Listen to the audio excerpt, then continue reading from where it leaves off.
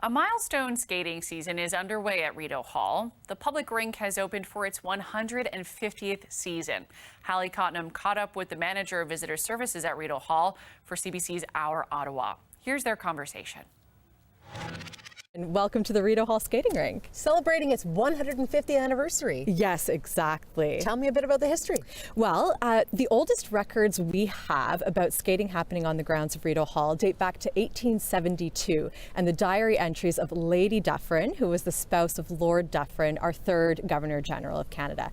And Lord and Lady Dufferin were social butterflies within the region. They loved to host people in both the residence and also outdoors, and the cold winter weather didn't deter them. Skating was one of their favorite activities. I have this vision of soldiers and politicians playing hockey out here, or was it the ladies? It was a combination of both. So if you look back at historical photos, we see all sorts, people of all ages and different backgrounds and whatnot. Fast forward to 2023, Yes. What will people see? What will they experience when they come here? So when they come onto the grounds with their skates, they'll see this beautiful winter pavilion that we have. Another interesting piece of history there, this is an old dairy building from when Rideau Hall was a working farm. So it's been repurposed to our winter pavilion. And inside there's a beautifully curated exhibit about the history of winter activities at Rideau Hall. So folks can get changed inside there. We have some picnic tables and a nice fire pit out here. Lace up their skates and then they come out onto the rink and they can skate around and enjoy their time before heading back home. This is a really impressive rink. This is a big rink. This isn't a rinky-dink rink. This is a big one. Right. Olympic sized? Oh gosh, I don't know about that. I haven't been on an Olympic-sized rink before, so. Will there be music when people come? Yes, absolutely. So we always have music playing, a lot of sort of folk Canadiana type music.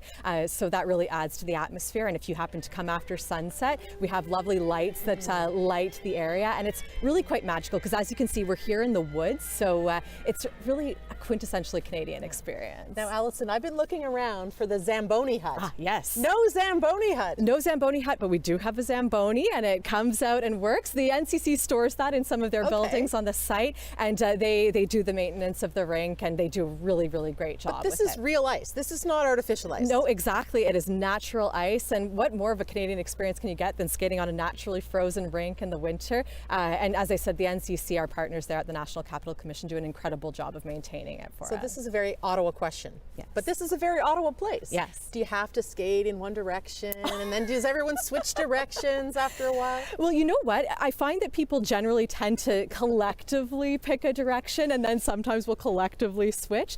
We don't really enforce that particularly, but it just happens naturally. We're all collaborators here in Ottawa. Fair, fair. Now, we've been doing a lot of stories this winter about how to handle the changing vagaries of winter, and winter's becoming a little bit unpredictable. For sure. How have you managed that at this rink? Well, as I said, it's a naturally frozen rink, so we are subject to the whims of Mother Nature. She was smiling on us this past weekend. It was the most perfect weekend for us to open the rink. And the National Capital Commission, they do the best that they can to make sure that the ice is in good condition. And if ever we do have to do cancellations due to weather calls, we let folks know. So if people had group reservations, they get emails about that. And on the weekends when we have public skating from 12 until 5 p.m. on Saturdays and Sundays, we always post on our website, gg.ca, and on our Rideau Hall social media accounts, so Facebook and Instagram, we'll post on Friday afternoons for the weekend if whether we're open or closed. So when I saw that groups could reserve the rink, Yes. I got all excited because I thought my kids' teams are having a hard time getting ice this winter. Can hockey teams reserve this rink and bring their sticks and their pucks? Okay, so hockey teams certainly welcome to put in a request for a reservation. Hockey tends to be pretty rough on the ice though, so we generally ask people to avoid playing hockey on the ice just so that we can preserve the quality for as many people as possible to come and use the rink. Now, I had to come through a pretty serious security gate to get in here. Yeah.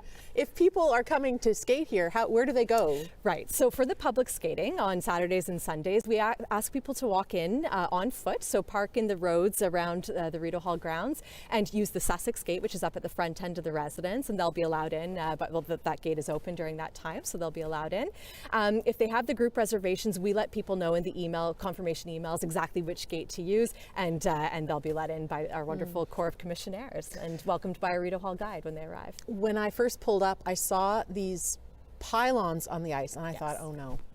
There's a thin spot in the ice, and the pylons are set up there to keep people away from the thin spot. Not at all. Fake news. Why are these pylons there? Well, the pylons are here because every year we put an emblem into the ice, and this is the Viceregal Lion emblem. So it's the emblem of the Office of the Secretary to the Governor General, and you can see underneath the emblem we have the words Rideau Hall, and that emblem has just been put into the ice in the past couple of days, and you need a number of floods of the ice before you can skate over the emblem. Otherwise, it wouldn't look as nice once everything is frozen over it. So we're just making sure that no one skates over the emblem for the next couple of days while the NCC continues to flood, and eventually the cones will be removed and people can skate right in and amongst the Viceregal Lion there. Might there be vice-regal or royalty or politicians of high stripes skating around here on the weekend? Well, I mean, their excellencies, they do live here at Rideau Hall, and I know that they are very fond of the rink and try to get out when they can. So you never know who you might bump into on a weekend or a weekday here. Helmet rule? We encourage the use of helmets, not mandatory, but we do encourage it. Alison, thank you so much for meeting me out here at Center Ice. There we go. Let's Thank drop you, the puck. Hallie. Oh, no pucks. No pucks. Great. Thank you.